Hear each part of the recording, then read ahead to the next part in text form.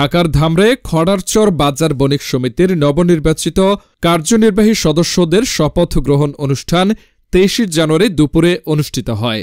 প্রধান অতিথি হিসেবে উপস্থিত ছিলেন ধামরাই উপজেলা বিএনপির সভাপতি আলহাজ তমিজ উদ্দিন, নবনির্বাচিত সভাপতি মোহাম্মদ আলাউদ্দিন ও সাধারণ সম্পাদক রবিউল করিম সহ সদস্যদের শপথ পাঠ করিয়ে শুভেচ্ছা জানানো হয়।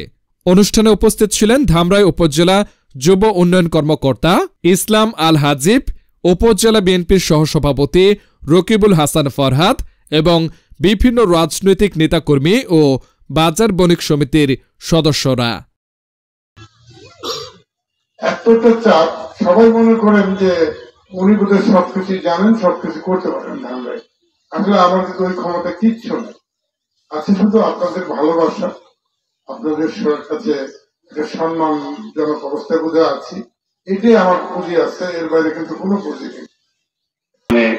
সার্বক্ষণিকই পাবেন আমার অফিসে, তারপরেও আপনাদের কাছাকাছি পাবেন বুধবারে। যে কোন জনগণ এবং এই বাজারের যে চেষ্টা করছি, আপনারা সহযোগিতা করছেন, সবাইকে ধন্যবাদ জানাই। এই বলে আমি